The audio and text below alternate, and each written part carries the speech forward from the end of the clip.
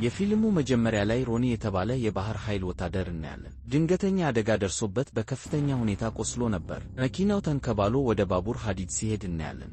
ሮኒ ከቦታው ለመውጣት አልቻለም። ከዚያም ወደ ሆስፒታል ይወሰዳል። ሮኒን ማን እንዳዳነው አልተገለጸም። ትዕይንቱ ቀጥሎም ሮኒ በሆስፒታል አይሲዩ ውስጥ ይታያል። ወንድሙ ጂቱ ወንድሙ እንዲድን እያለቀሰ ነበር። በዚያን ጊዜ ዶክተሩ ወንድሙ ኮማ ውስጥ እንደገባና ከባድ የአእምሮ አደጋ እንደደረሰበት ይነግረዋል። ጂቱ ይህንን ሲሰማ በጣም አዘነ። ከዚያም ከ6 ወራት በኋላ ሮኒ አገግሞ አሊሳ ብሎ ሲጣራ እንሰማለን።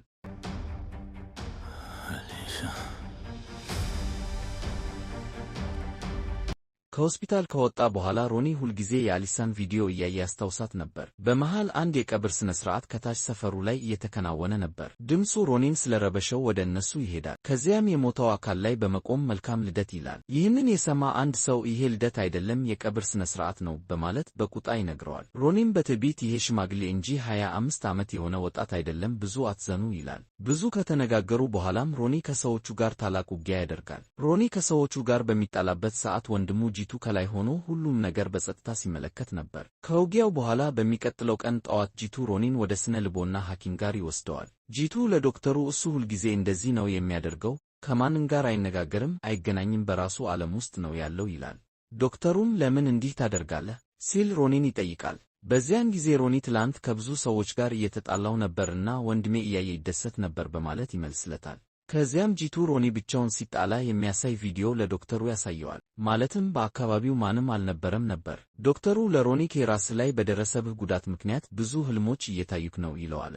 ከዚያም ሮኒ እንግዲያውስ ይህ ሁሉ ውሸት ነው፣ ታዲያ በሰውነቴ ላይ ያሉት ቁስሎችም ውሸት ናቸው በማለት ቁስሉን ሲያሳይ ቁስሎቹ ጠፍተው ነበር፣ ማለትም አልተጎዳም ነበር። ሮኒ ይሄ ሁሉ ምንድን ነው የደረሰብኝ ብሎ ግራ ይጋባል። በዚያን ጊዜ ጂቱ ወንድሜ አንተም ከዚህ የህልም ዓለም ተመልሰህ እንድትድን እፈልጋለሁ በማለት በሐዘን ይናገራል። ሮኒም እንደዚህም ደህና ነኝ በማለት ይሄዳል። በእርግጥ ሮኒን ያሳሰበው አሊሳ ስለተባለች ልጅ ጉዳይ ነበር። ግን ስለሚያወራት ልጅ ምንም አይነት መታወቂያ ካርድ ወይም እሷ እንዳለች የሚያረጋግጥ ምንም መረጃ አልነበረም። በዚህ ምክንያት ጂቱ ልጅቷን ማግኘት አልቻለም። ስለዚህ አሁን ወንድሙ ህልም እያየ እንደሆነ ነው የሚያስበው። ከዚያም ሮኒ ወደ አሊሳ መቃብር በመሄድ በጣም ሲያለቅስ ይታያል። ይህ መቃብር በእርግጥ የአሊሳ ነው ወይስ የሌላ ሰው? በኋላ ላይ የምናውቀው ይሆናል። ከዚያም ሮኒ ወደ ቤቱ ሲገባ እያየነው አንድ ፐርታሽታ የተባለች ሴተኛ ዳሪ ቤቱ ውስጥ ያገኝታል። ልጅቱንም የላካት ወንድሙ ጂቱ ነበር አሊሲያን እንድታስረሳው። እሷም 2 ሰዓት ብቻ ነው ያለህ፣ እኔ ምንም ነገር ማድረግ እችላለሁ ትላለች።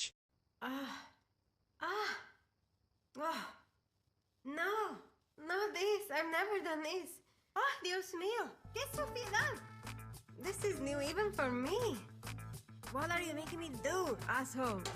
Cabrón, joder. በዚያን ጊዜ ሮኒ ይህን አጋጣሚ ተጠቅሞ የተዝረከረከውን ቤት ያጸዳታል። ፓርታሻም ምንድነው ይህ? ለወጣትነቴ ምንም ዋጋ የለም፣ ምንድነው የምታስደርገኝ ትላለች። ከዚያ በኋላ ሮኒ ስለ ራሱ ይነግራታል። ሁለቱም መጠጥ እየጠጡ ማውራት ይጀምራሉ።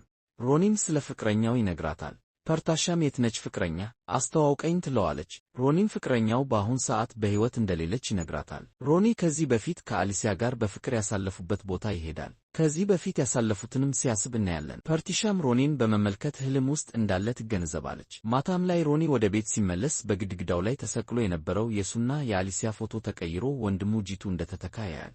ሮኒም በጣም ደነገጠ። ጂቱ ፎቶው ቀይሮት ይሆናል በማለት ለጂቱ ይደውላል። ነገር ግን ጂቱ ስልኩን አላነሳም ነበር። በዚህ ምክንያት ሮኒ ጂቱ ያለበትን አካባቢ አጣርቶ ወደ እሱ ይሄዳል። ጂቱ በዛ ቦታ የአክስቱን መኪና ሲጠግን ነበር። ሮኒ ወደ እሱ በመምጣት ለምን የእኔን አሊሳ ፎቶ ቀየርክ? እንደዚህ በቀላሉ ይረሳታል ብለህ እስበህ ከሆነ ተሳስተካል ይለዋል። አክስቱም ከሮኒ ጋር መጣላት ትጀምራለች። ሮኒም በአክስቱ በመናደድ እሷን ይመታል። ሮኒ ጂቱን ወደ ቤቱ ያመጣለዋል። ከስልኬ ላይ የአሊሳ ቪዲዮ ወዴት ሄደ እና በምትኩ ያንተ ፎቶ ከየት መጣ ብሎ በጥያቄ ያፋጠዋል። ጂቱም እኔ የነካሁት ነገር የለም ይለዋል። ሮኒም ህልም ነው አልከኝ፣ ዝም አልኩ። ሴት ላክብኝ፣ ዝም አልኩ። አሁን ደግሞ ጭራሽ የኔ የምላትን ልጅ ሁሉ ነገሯን አጠፋብኝ እያለ ሲበሳጭ እያየን፣ ጂቱም ወንድሙ ላይ የሆነ ባለው ነገር በማዘን ያጽናነዋል። በዚያን ጊዜ ፖሊስ ወደ ሮኒ ቤት ይመጣል። ፖሊሶቹንም የጠራቻቸው አክስቱ ነበረች። ሮኒም በጣም ተናዶ ነበር። በእጁም መዶሻም ይዞ ነበር። ፖሊሶቹም እሱ ላይ ሽጉጣቸውን ያነጣጥራሉ። ጂቱ ለሮኒ መዶሻውን አስቀምጥ አለበለዚያ ይተኩሱብሃል ይለዋል። ሮኒ ግን ፈቃደኛ አልነበረም። ከዛም ፖሊሶቹ ጋር ጥል ይፈጥራል። በመሃልም የፖሊስ አለቃውን ሊመታው ሰንዝሮ ያቆማል። አለቃውም ለምን ቆምክ አትመታኝም ነበር በማለት ወደ ጣቢያው ይወስደዋል። የፖሊስ አለቃውም ምንድን ነው ጉዳዩ? የሴት ልጅ ጉዳይ ይመስላል ይላል። ጂቱ ማይክ ጌታዬ ምንም ሴት ልጅ የለችም ይላል። በዚያን ጊዜ ሮኒ ከተቀመጠበት ቦታ ሆኖ ሴት ልጅ ከሌለች አስክሬና ከየት መጣ በማለት እንግዳ ነገር ይናገራል። ይህንን ሲሰማ የፖሊስ አለቃው ግራ በመጋባት አስከሬና የት ነው ይላል።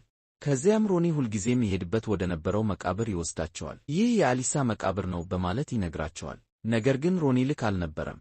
መቃብሩ የአሊሳ ሳይሆን ማርጋሬት የምትባል ሴት መሆኑን እናያለን። ሮኒ እንዴት እንደተለወጠ አይቶ ደነገጠ። የፖሊስ አለቃውም ለሮኒ እውነት ተናገር፣ የአሊሳ መቃብር የት አለ ይላል።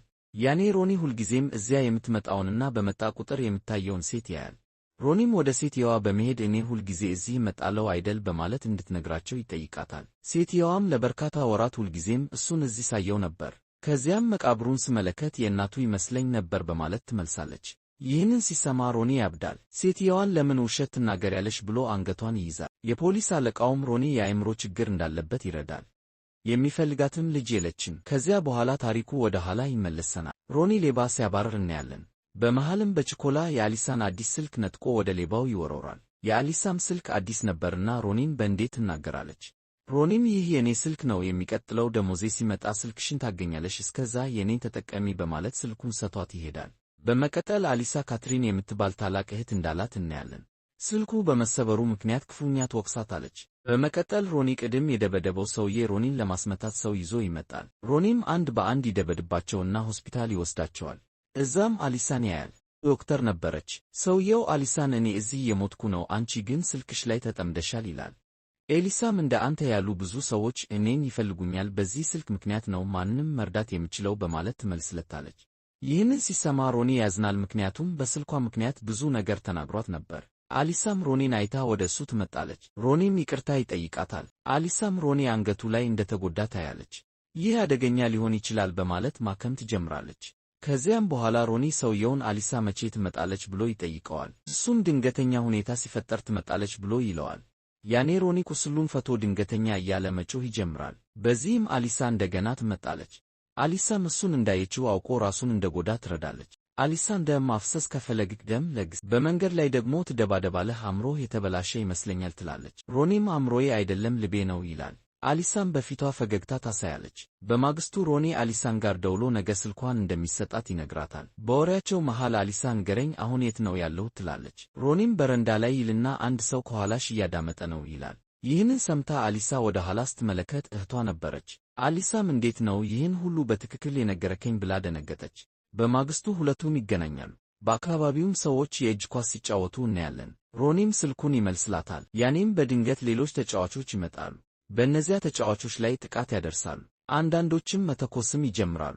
ሮኒም ዝም ብሎ መመልከት አልቻለምና ወደዛም በመሄድ ክፉኛ ይደበድባቸዋል። ያኔ አንድ ሰው ሮኒ ላይ ሽጉጥ ይደቅንበታል። በዚህም አሊሳ ሽጉጡን ወደ ራሱ ታዞራለች። ይህንን አይቶ ሮኒ በእንዴት ክፉኛ ይመታቸዋል። ከዚያም ሁለቱም ሲተቃቀፉ እናያለን። ከዚያ በኋላ ታሪኩ እንደገና ወደ አሁን ጊዜ ይመልሰናል። የፖሊስ አለቃው ሮኒን አሊሳ የምትላት ሴት የታለች ሞታለች ብለህ አልነበር ወይስ ገላሃት ነው ይለዋል። ሮኒም አደጋ ደርሶብን ነበር ይላል። የፖሊስ አለቃውም እሺ የአምቡላንስ ሹፌሩ አንተን ሲያመጣህ ኤሊሳም ነበረች ብሎ ይጠይቀዋል። አሁን የፖሊስ አለቃው ወደ አምቡላንስ ሹፌሩ ይሄዳል። አለቃውም ለሹፌሩ ንገረኝ፣ አንተ እሱን ስታመጣው አብራው ሴት ነበረች በማለት ይጠይቀዋል። እሱም አይ እዚያ ምንም ልጅ አልነበረችም ብሎ ይመልስላቸዋል። በዚህም ጊዜ ሮኒ የሚናገረው ነገር ሙሉ ውሸት ነው እየተባለ ይመጣል። ግን የፖሊስ አለቃው አንድ የመጨረሻ ምርመራ ያደርጋል። ሁሉም ሰው ሊዋሽ ይችላል፣ ነገር ግን ካሜራ ሊዋሽ አይችልም በማለት የመንገድ ካሜራ ምስሎችን ይመረምራሉ። አደጋ በደረሰበት ቀን መኪናው ውስጥ ሮኒ ብቻ እንደነበር ያያሉ። የፖሊስ አለቃውም ወንድሜ አሁን እውነትን ተናገር፣ ለምን ተዋሻለህ ይለዋል። ያኔ ሮኒ በአንድ መኪና ውስጥ የአሊሳን እህት ካትሪንን ያያል። እሷን ሮጦ በመከተል ያለችበት ቦታ ደርሶ ይይዛታል። ካትሪንም ለአባቷ የሞት መታሰቢያ ነበር ወደ ቦታው የመጣችው። ሮኒ ካትሪንን ንገሪኝ አሊሳ የት አለች ይላታል። እሷም አሊሳ የምትባል ልጅ እንደማታውቅ እና ስሟ ፕሪያንካ እንደሆነ ትነግራቸዋለች።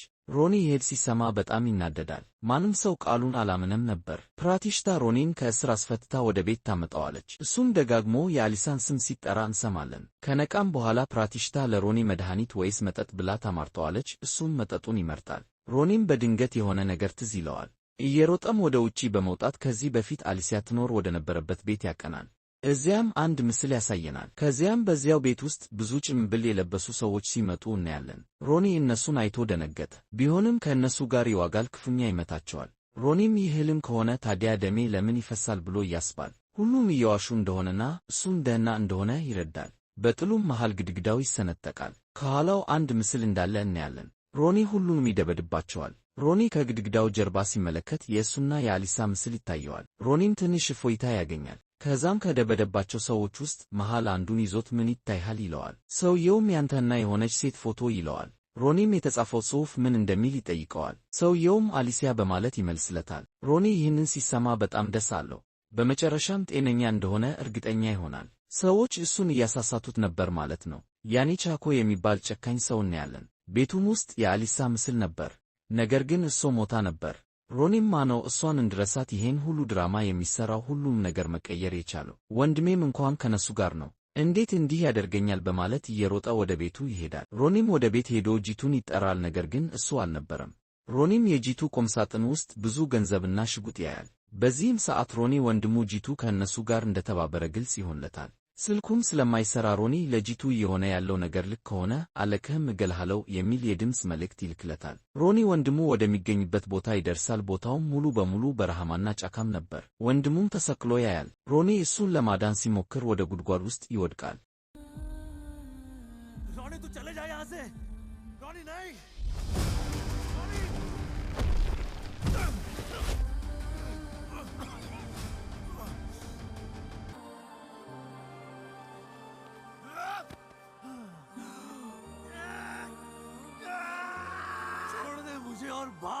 ከዚያም ጂቱ እንደተዛተበት ይናግረዋል። የአሊሳን ትስታ ካላስረሳከው እንገለዋለን አንተንም ጨምረን እንዳሉትና ይህን ሁሉ ያደረገው ለሱ ለወንድሙ መሆኑን ይነግረዋል። በመሃልም ፖሎ የሚባል ሰው ያሳየናል። እሱም የቻኮ ወንድም እንደሆነ እንረዳለን። ጂቱን በሮኒ ፊት ገለውት ይሄዳሉ። ሮኒም እጅጉን ያብዳል። ሊይዛቸው ቢሮጥም ሳይሰካለት ቀርቶ ያመልጡታል። ከዚያ በኋላ የፖሊስ አለቃው ወደዚያ ይመጣል። ጂቱ መሞቱንና በሞባይሉ ላይ ሮኒ ሊገድለው እንደዛተበት የሚያሳይ መልእክት እንደተላከለት ያያል። በዚህ ሰዓት የፖሊስ አለቃው ሮኒ ወንድሙ ጂቱን ገድሎት እንደሸሸ ይረዳል።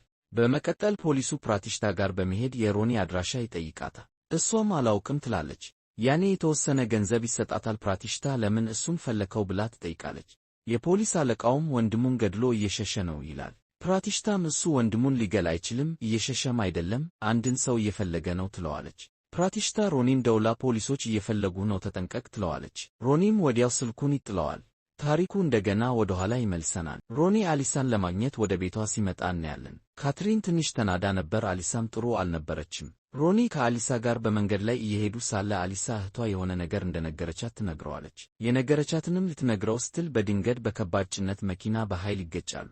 መኪናውም በባቡር ሐዲድ ላይ ያርፏል። አሊሳም ትሞታለች። ሮኒም እዚያው ራሱን ይስታል። ትዕይንቱ እንደገና ወደ አሁን ጊዜ ይመልሰናል። ሮኒም አሊሳ ስለ እህቷ ምን ልትነግረኝ ፈልጋ ነበር ብሎ ያስባል። ያኔም ሮኒ ወደ ስነ ልቦና ዶክተሩ ጋር ይሄዳል። እዛም ሲደርስ ዶክተሩ እንደተገደለ ያያል። ሮኒ በመቀጠል ካትሪንን ለመገናኘት ይሄዳል። ለዚህም ቄሱን በግድ እንዲጠራት ያደርጋል። ካትሪን ቄሱን ለምን እንደ ጠራት እየጠየቀችው ሳለ ሮኒን ታየዋለች። ሮኒም እውነቱ ምንድነው ንገሪኝ፣ አለበለዚያ እዚሁ አቃጥዬ እገልሻለሁ ይላታል። ካትሪን እውነቱን መናገር ትጀምራለች። ፓግሎ ሮኒን እና አሊሳን አለያያቸው፣ ካልሆነ ልጆችሽን እገላለሁ ብሎ እንዳስፈራራት ትናገራለች። ካትሪን እነዚያ ሰዎች በጣም አደገኛ ናቸው፣ አንተንም ይገድሉሃል ትለዋለች። ፓግሎም እነ ሮኒ ጋር ይመጣል። ካትሪንን ለመምታት ይሞክራል፣ ነገር ግን ሮኒ ያድናታል። ግሩም የሆነ ድብድብ ያስመለክተናል። ፓግሎም በመሃል ይሸሻል። ያኔ ሮኒ የፓድሎን ስልክ መሬት ላይ ያገኛል። በውስጡም ፕራቲሽታ ደውላ ነበር። እሷም ከእነሱ ሰዎች መሃል አንዷ መሆኗን ይረዳል። ከዚያም ወደ እሷ ይሄዳል። ሮኒም አንቺን የመሰሉ ሴቶችም የራሳቸው መርህ አላቸው ብዬ አስቤ ነበር ይላታል። ፕራቲሽታም እንደኛ ያሉ ሴቶችም የራሳቸው መርህ አላቸው፣ ነገር ግን እንደ አንተ ላሉ ሰዎች መሰበር አለብን ትላለች። እሱን እንደወደደችው ትነግረዋለች። ሮኒም እዚሁ ልገድልሽ እፈልጋለሁ ይላታል። ያኔም አንድ ሰው ሮኒ ላይ ሊተኩስ ፕራቲሽታ ታድነዋለች። ይህም የሚያሳየው ፕራቲሽታ እነ ፖብሎን ክዳ ሮኒን መምረጧ ነው። አሁንም ግሩም የሆነ ድብድብ ይፈጠራል። ሮኒና ፕራቲሽታ ክፉኛ ይዋጋሉ። ነገር ግን በመጨረሻም የቅድሙ ሰው እንደገና ይተኩሳል። በዚህ ጊዜ ሮኒን ለማዳን ስትል ፕራቲሽታ በጥይት ትመታለች። ከመሞቷም በፊት አንድ ሚስጥር ትነግረዋለች። አሊሳ አሁንም በሕይወት እንዳለችና ቻኮ እንዳፈናት ነግራው ትሞታለች። ሮኒ ይህን እንደሰማ ወደ መቃብር ስፍራ ይሄዳል። የአሊሳን መቃብር ይቆፍራል። በውስጡ ምንም አስከሬን እንደሌለ ያያል። በውስጡ ድንጋዮች ተሞልተው ነበር። ከዚያ በኋላ የቻኮ ትዕይንት ይታየናል። ቻኮ አሊሳን በቤቱ ውስጥ አፍኖ ይዟታል። ቻኮ አቫንቲካ የምትባል የሴት ጓደኛ እንደነበረችው ይነግረናል። ቻኮ አንቺ በትክክል እሷ ትመስያለሽ፣ ሁሉ ነገርሽ ከሷ ጋር ተመሳሳይ ነው ይል። ነገር ግን አቫንቲካ እንዳንጂ ፈሪ አልነበረችም ሲል እንሰማለን። አሁን የቻኮን የፍቅር ታሪክ ወደ ኋላ ተመልሰን እናያለን። አቫንቲካ እየጨፈረች ነበር። አንዳንድ ሰዎች ሊረብሿት ይሞክራሉ። አቫንቲካ ሁሉንም በጭካኔ ትደበድባለች። ከዚያም የነካትን ልጅ እጁን ቆርጣ ወደ ቻኮ አምጥታ ቻኮ ከአንተ ውጪ ማንም ሊነካኝ አይችልም ትለዋለች። ከዚያም እንዲያገባት ትጠይቀዋለች። ቻኮም ዕድሜሽን ተመልከሽ ይላል። አቫንቲካም ዕድሜ አይመለከተኝም፣ ፍቅር ነው የምፈልገው፣ እኔ አንተን ብቻ ነው ማግባት ምፈልገው ትለዋለች። ቻኮም የቀረበለትን ጥያቄ ይቀበላል። በማግስቱ ጠዋት ሰርግ ይደረጋል። ያኔ ግን እጁ የተቆረጠው ሰውዬ በሰርጉ ሥነ ሥርዓት ላይ ጥቃት ይሰነዝርባቸዋል። ቻኮና አቫንቲካ ውጊያቸውን ይጀምራሉ። ነገር ግን በመጨረሻ አቫንቲካ በጥይት ተመታ ትሞታለች። ቻኮም ያብዳል። ወደ ቤተ ክርስቲያንም በመሄድ ፈጣሪውን በቁጣና በፍቅር አቫንቲካን እንዲመልስለት ይጠይቀዋል። ከዛም ከቤተ ክርስቲያኑ እንደወጣ አሊሳን ያያል። ሮኒ ስልኳን ሊሰጣት የተቀጣጠሩበት ቀን በመሃል ጸብ ተነስቶ ተጫዋቾችን ሲደበድብ የነበረበት ቀን ትዕይንት ነበር። እዚያም ቻኮ አሊሳን አይቶ በጣም ደስ አለው። ነገር ግን ሮኒ እሱን ሲያቅፋት በቅናት ይናደዳል። ቻኮም እግዚአብሔር አቫንቲካን በፍጥነት ወደ እኔ መልሶልኛል ብሎ ያስባል። አሁን በምንም አይነት ዋጋ እሷን ማግኘት ይፈልጋል። ስለዚህም ነው ሮኒን ከመንገድ ማስወገድ የነበረበት። ለዚህም ነው አደጋ እንዲደርስባቸው ያደረገው። በመጀመሪያ ላይ እንዳየነው ቻኮ አደጋው ከተፈጠረ በኋላ አሊሳን እንዳዳናት እናያለን። ታሪኩ እንደገና ወደ አሁን ጊዜ ይመልሰናል። ቻኮም አሊሳን በጣም እወድሻለሁ አግቢኝ ይላታል። አሊሳም አንተን ማግባት አልችልም ምክንያቱም እኔ ሮኒን ነው የምወደው ትለዋለች። ያኔ ቻኮ እንደሱ ያሉ አፍቃሪዎችን ብዙ አይቻለው፣ እነሱ የሚወዱት ሰውነትሽን ነው፣ ሊጠቀምብሽ ፈልጎ ነው፣ ይሄኔ እሱ አሁን ረስቶሽ ይሆናል ይላታል። አሊሳም እሱ ያንቺን ሰውነት ነው እንጂ አንቺን አይወድሽ እያልክ ከሆነ ተሳስተሃል። እኔ ያስዛለው 1 ወር አይደለም ዓመታት ብንራራቅ ሮኒ እኔን አይረሳኝም፣ ቢረሳኝ አንተን አገባሃለሁ ትለዋለች። ቻኮም ውርዱን ይቀበላል። ቀጥሎም ታሪኩ ሮኒ ወደ ፖሊስ ጣቢያ ሄዶ የፖሊስ አለቃውን ስለምትጠይቃት አሊሳ በሕይወት አለች ይላል። የፖሊስ አለቃውም ይህንን ሲሰማ ደነገጠ። እዚህ ደግሞ ፓብሎ ቻኮን ሮኒ አሊሳን እንዲረሳ ሁሉም ሙከራ አድርገናል፣ ሁሉም እንዲዋሹ አድርገናል፣ የአሊሳ አሻራ ሁሉ አጥፍተናል፣ ግን እሱ አሁንም እሷን መርሳት አልቻለም። ነገ ደግሞ የውርዱ የመጨረሻ ቀን ነው፣ ምን እናድርግ ይላል። ማለት ቻኮና ኤሊሲያ የተወራረዱት ማለት ነው። በዚህ ጊዜ ቻኮ እሱን እንዲገሉ ትዕዛዝ ይሰጣል። ፓብሎም የወንድሙን ትዕዛዝ በመቀበል ፖሊስ ጣቢያውን ሲያጠቃ እናያለን። ወደ ውስጥ ገብቶ የፖሊስ አለቃውን ሮኒን እፈልገዋለሁ ይላል። የፖሊስ አለቃውም ገንዘብ ተቀብሎ ሮኒን አሳልፎ ይሰጣቸዋል። እዚህ ደግሞ ቻኮ አሊሳን ዛሬ የመጨረሻ ቀን ነው፣ አንድ ነገር ማሳየት እፈልጋለሁ ይላታል። ከዚያም የሮኒንና ፕራቲሽታን ምስል ያሳያታል። አሊሲያም ይህንን አይታ ታለቅሳለች፣ ምክንያቱም ሮኒን ከልቧ አምናው ነበር። አሊሳም አንድ ጊዜ ሮኒን መገናኘት እፈልጋለሁ ትላለች። ቻኮም እሺ ይላል። ከዚያም እሷን ከሮኒ ጋር ያገናኘታል። አሊሳ እሱን እንዳየችው ሮኒ እነዚህ ሰዎች ፎቶ አሳይተውኝ እሱ ረስቶሻል እያሉኝ ነበር፣ ማመን አልቻልኩም ትላለች። ያኔ ሮኒም ይህ እውነት ነው ይላታል። አሊሳም ትደነግጣለች፣ ይጮህበታለችም። ከቻኮ ጋር ያስያዘችው ውርድ ትሸነፋለች። አሊሲያም ሮኒን አንተን ማየት አልፈልግም፣ በአንተ ላይ ያለኝ እምነት ጠፍቷል ትላለች። አሁን ቻኮን አገባዋለሁ ትላለች። ቻኮን ለማግባትም ዝግጁ ትሆናለች። ሮኒም በጣም አዝኖ ነበር፣ ምክንያቱም ይህንን ሁሉ በግድ እንዲናገር አስገድደውት ስለነበር። እንዲህ ካላለ ደግሞ አሊሳን እንደሚገሏት አስፈራርተውት ነበር። ከዚያ በኋላ ሮኒን እንዲገሉ ትዕዛዝ ይሰጣቸዋል። ሮኒንም በኤሌክትሪክ ሲያሰቃዩት እንመለከታለን። በዚህም ሰዓት የሆነ ነገር ይነግረናል። ሮኒ ሆን ብሎ ወደዚያ እንደመጣ፣ ምክንያቱም የፖሊስ አለቃው ለሮኒ ከእኔ አጋሮች መሃል አንዱ ከእነ ፓብሎ ጋር ተባብሯል ብሎ ነግሮት እንደነበር ይነግረናል። ስለዚህ ሮኒ በሱ አማካኝነት አሊሲያን ለመገናኘት ብቻ ነበር ወደዚያ የመጣው። ቀጥሎም ሮኒ ሰንሰለቱን በመበጠስ ሁሉንም ክፉኛ ይደበድባቸዋል። እዚህ ደግሞ ኤሊሳ ቻኮን ልታገባ ተዘጋጅታ ወደ ቤተ ክርስቲያን ትሄዳለች። ሮኒ ሁሉንም እየደበደበ ወደ ቤተ ክርስቲያኑ ይሄዳል። በመሃል ፓብሎ ሮኒን ሊያስቆመው ቢሞክርም ሮኒን ግን ለሚወዳት ልጅ ሲል እጅ አልሰጠም። ወንድሙን እንደገደለው ሁሉ እሱንም ይገለዋል። ከዚያም ወደ ቤተ ክርስቲያኑ ይደርሳል። እዛም ደርሶ መፋለም ይጀምራል። በመሃልም ሮኒን ተሰብስበው ያጠቁታል። ቻኮም ሮኒ ወንድሙ ፖብሎን እንደገደለው ይሰማል። በዚህ ሰዓት ሮኒም ያኔ የኔን ወንድም ስትገሉት እኔም እንዲህ ነው የተሰማኝ ይለዋል። ቻኮም ከሮኒ ጋር ኃይለኛ ጸብ ውስጥ ይገባሉ። ለአሊሻም እንድትተኩስበት ይነግራታል። አሊሳም ሽጉጡን ሮኒ ላይ አነጣጥራ እየየናት እኔ አሊሲያ ነኝ፣ እኔና ሮኒ መቼም አንለያይም ትላለች። ቻኮም በተናገረችው ነገር ይደነግጣል። ያኔ የተገናኙ ሰዓትም በምልክት ተነጋግረው እንደነበር ያሳየናል። ሮኒም ቻኮ ላይ ሽጉጥ ሲደክምበት ቻኮም መሳሪያ ሰውን ይገላል ሰይጣንን ግን አይገልም ይላል። ሮኒም ሽጉጡን በመጣል ከቻኮ ጋር መደባደብ ይጀምራል። ሮኒም ቻኮን ክፉኛ ይደበድበዋል። ቻኮም በመጨረሻ ነገሩን በመሳሪያ ሊቋጨው ሲያነጣጥር እያየነው፣ ነገር ግን ሳይሆንለት ቀርቶ ይሞታል። በስተመጨረሻም ፊልሙ ሮኒና አሊሲያ ተያይዘው ሲሄዱ ያበቃል።